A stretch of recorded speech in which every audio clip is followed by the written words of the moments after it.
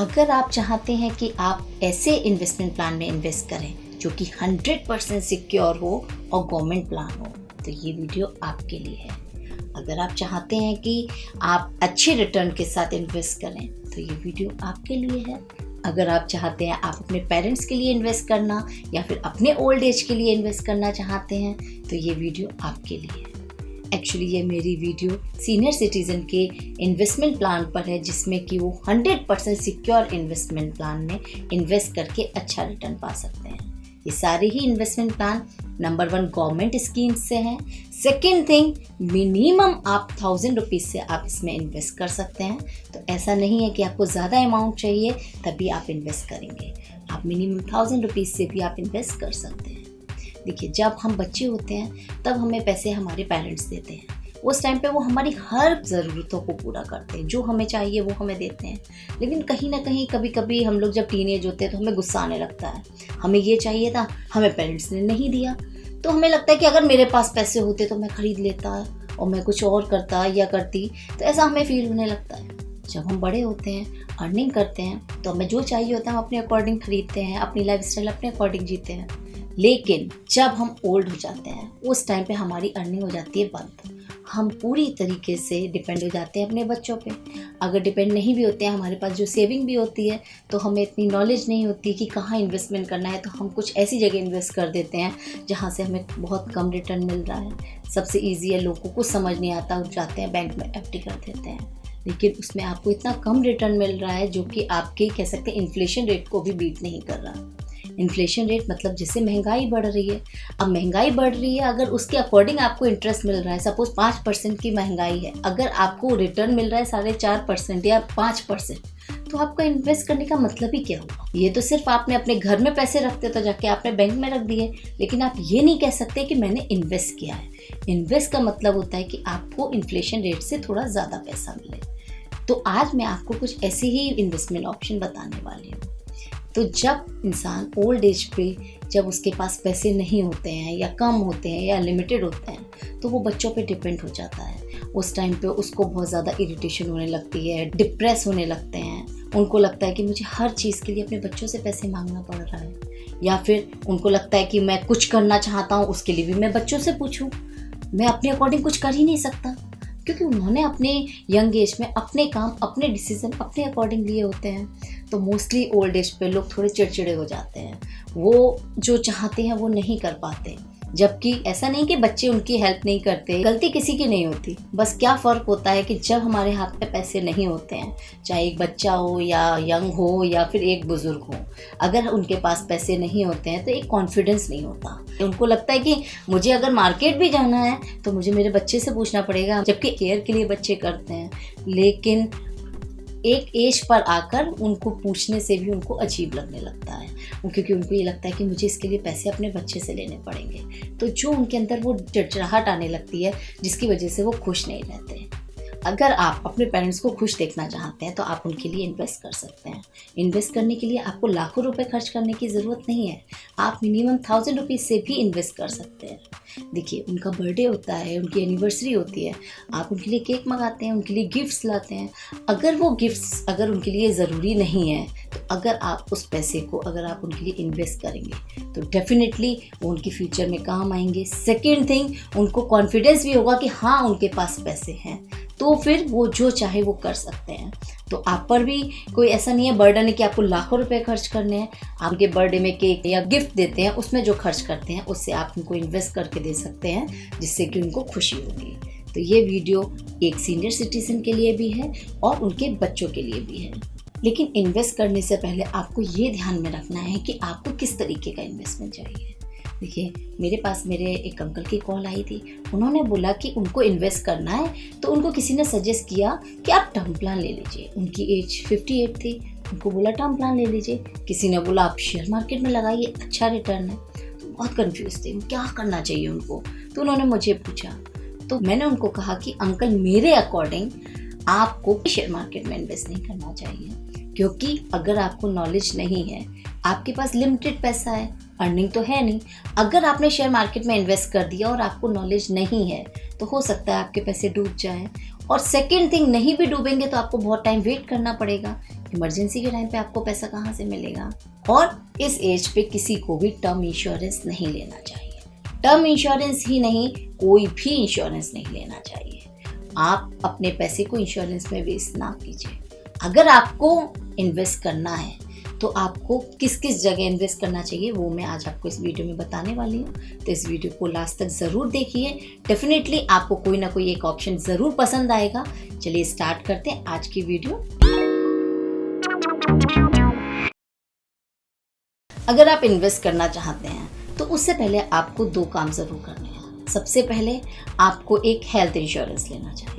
देखिए, मैंने आपको इंश्योरेंस की मना किया। इंश्योरेंस मतलब आपको कोई भी टर्म इंश्योरेंस या कोई भी इन्वेस्टमेंट जो प्लान होते हैं इंश्योरेंस के, वो नहीं लेने, क्योंकि वो लॉन्ग टर्म में बेनिफिट देते हैं। तो ओल्ड एज पे उसका कोई भी मतलब नहीं होता। तो आपको सिर्फ और सिर्फ हेल्थ इंश्योरेंस लेना चाहिए। हेल्थ इंश्योरेंस इसलिए क्योंकि जैसे जैसे एज बढ़ती है बीमारी आने के चांसेस और ज़्यादा बढ़ जाते हैं। और अगर आपको ऐसा लगता है कि मुझे तो इस साल बीमारी है नहीं, मैं क्यों 20-25 हज़ार रुपये खर्च करूं, हर साल तो बीमारी आती नहीं है, 20-25 हज़ार रुपये डालने पड़ेंगे हेल्थ इंश्योरेंस में।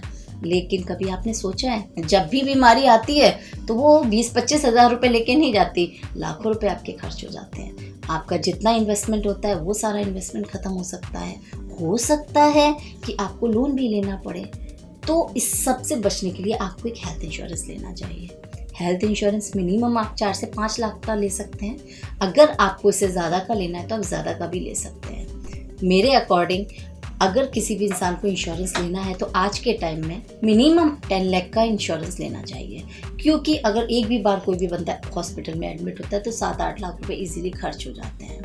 तो आप जब भी कोई हेल्थ इंश्योरेंस चूज़ करें उसमें आप कम प्रीमियम के चक्कर में कोई ऐसी कंपनी चूज़ ना कर लें जिसमें कि आपको बाद में हेल्थ इंश्योरेंस मिलने में प्रॉब्लम हो। अगर आपने वो इंश्योरेंस ले लिया और अगर आपको क्लेम की ज़रूरत पड़ी तब नहीं मिला तो, या फिर अगर मिला भी उसमें ऐसी कई कंडीशंस होती हैं कि 80% सपोज कंपनी ने दिया, 20% आपको देना पड़ा, तो क्या मतलब ऐसे इंश्योरेंस का कि आपको अपनी पॉकेट से डालना पड़ रहा है।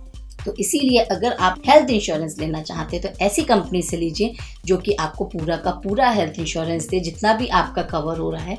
सेकेंड थिंग, आपको जब हेल्थ इंश्योरेंस की ज़रूरत हो तो उसमें आपको कोई भी देरी ना हो या फिर कोई प्रॉब्लम ना आए।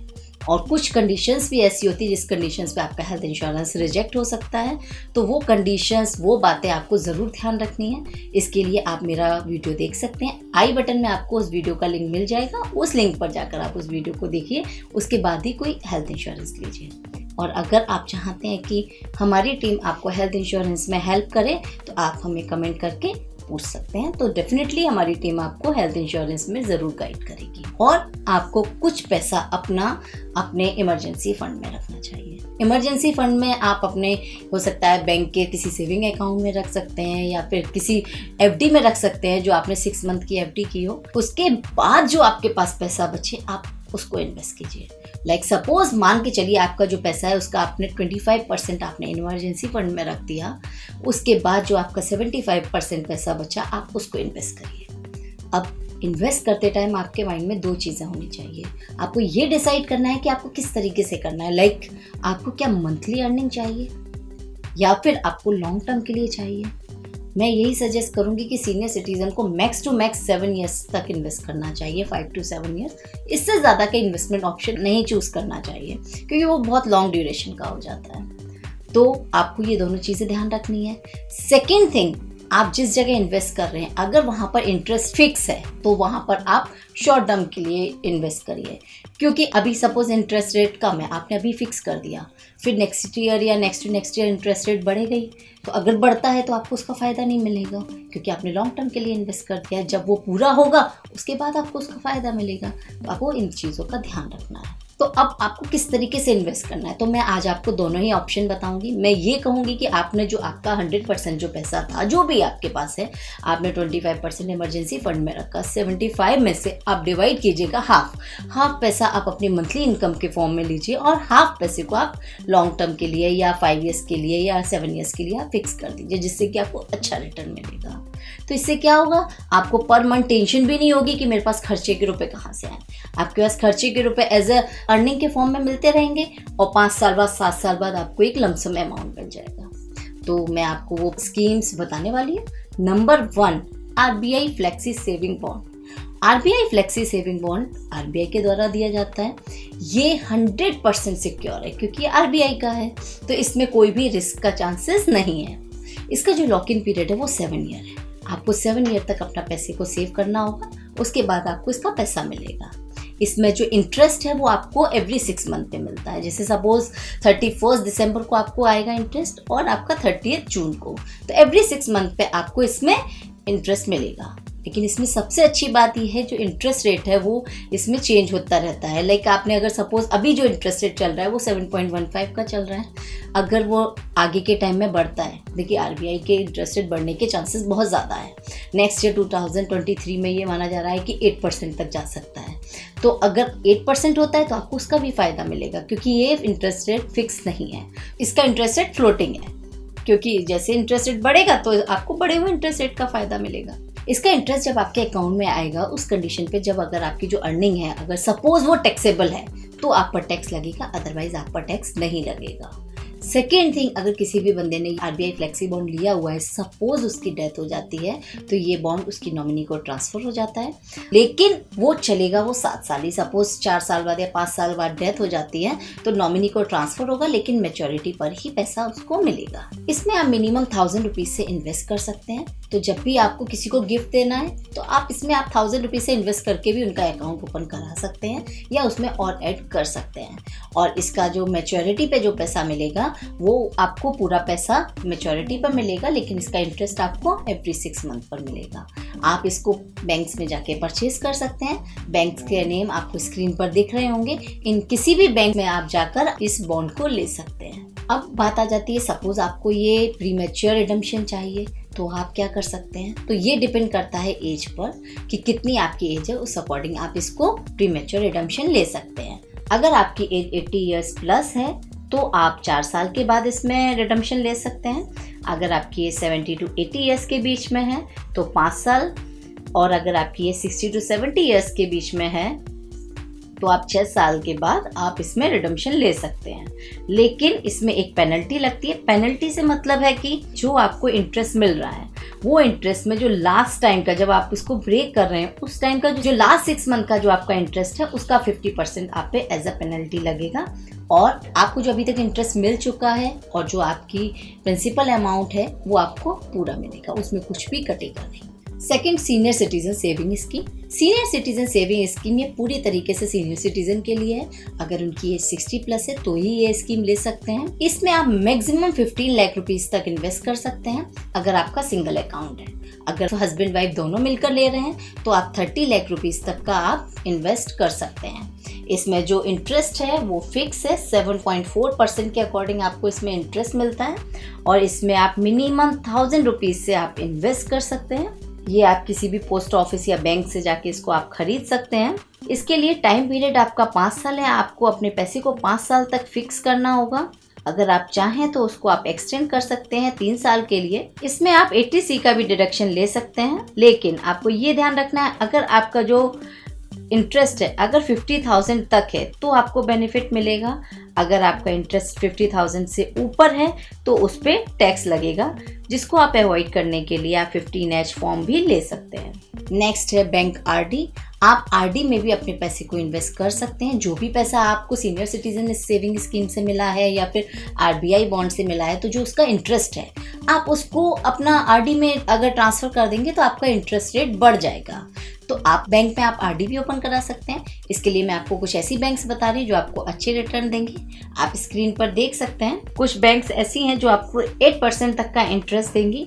ये बैंक्स में आप अपना आरडी ओपन करा के अच्छा इंटरेस्ट ले सकते हैं। ये DICGC के अकॉर्डिंग इसमें आपको 5 लाख रुपए तक का इंश्योरेंस मिलता है, तो इसमें भी कोई भी डरने की बात नहीं है, पूरी तरीके से ये सिक्योर है। अब अगर आप चाहते हैं बैंक में FD खोलना तो आज मैं आपको कुछ ऐसी बैंक्स बताऊंगी जो आपको 7.5% तक का इंटरेस्ट देंगी, जिसमें कि आप FD ओपन कर सकते हैं। ये बैंक के नाम आपको अपनी स्क्रीन पर दिख रहे होंगे। कुछ में आपको 7.3, 7.4, 7.5 या 6% तक का इंटरेस्ट मिल रहा है। अब कुछ ऑप्शंस ऐसे हैं जो कि पोस्ट ऑफिस के अकॉर्डिंग भी आप उनको खरीद सकते हैं, जो कि है PPF, पब्लिक प्रोविडेंट फंड। ये पूरी तरीके से टैक्स फ्री है। एग्जेम्प्ट कैटेगरी में आता है। मतलब जब आप पैसा इन्वेस्ट करेंगे तब आप पर कोई टैक्स नहीं लगेगा, जब उसका इंटरेस्ट आएगा तब कोई टैक्स नहीं लगेगा, और जब आपको उसका मैच्योरिटी पर पैसा मिलेगा तब भी कोई टैक्स नहीं लगेगा। लेकिन ये स्कीम मैं सीनियर सिटीजन को प्रेफर नहीं करूँगी, बट आप पर डिपेंड करता है। अगर आप चाहें तो आप इसको ले सकते हैं, क्योंकि इसमें जो पैसा है वो आपका 15 साल के लिए लॉक इन हो जाता है। इसमें आज के अकॉर्डिंग 7.1% के अकॉर्डिंग आपको इंटरेस्ट रेट मिलेगा, और आप 15 साल के लिए आपको इसमें फिक्स करना होगा। इसमें आप मैक्सिमम लिमिट है कि आप एक साल में 1.5 लाख रुपए तक आप इन्वेस्ट कर सकते हैं। और इसमें जो इंटरेस्ट रेट है ये वेरिएबल है, चेंज होता रहता है। अगर बढ़ेगा इंटरेस्ट रेट तो आपको बढ़े हुए इंटरेस्ट रेट का बेनिफिट होगा, और इसमें आपको 80C के अकॉर्डिंग टैक्स का बेनिफिट भी मिलेगा। नेक्स्ट है नेशनल सेविंग सर्टिफिकेट।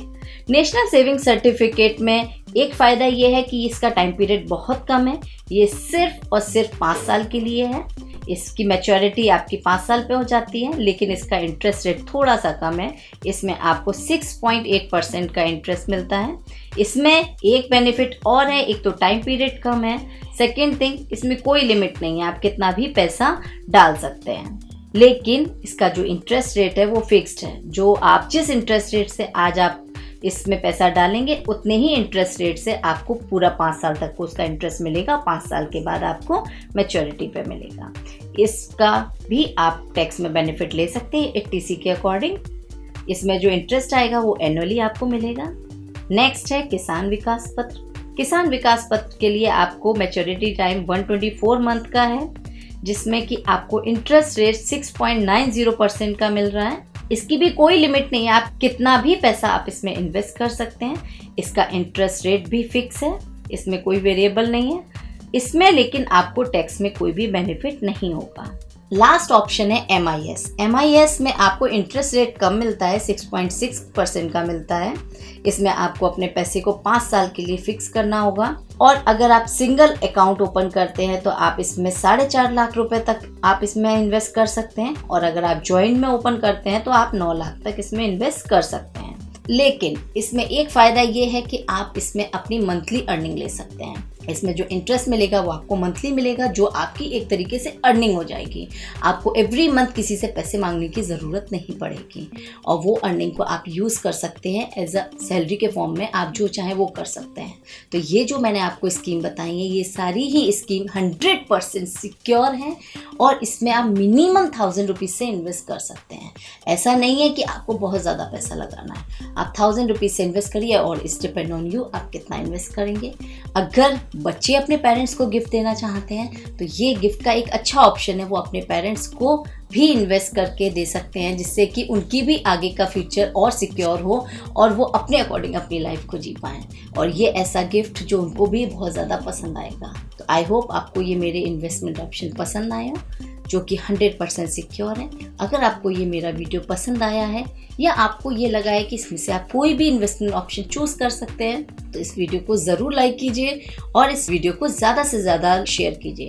और अगर आपने मेरा चैनल अभी तक सब्सक्राइब नहीं किया है तो इस चैनल को ज़रूर सब्सक्राइब कीजिए, और इस बेल आइकन को प्रेस करना बिल्कुल भी ना भूलिए। Thank you.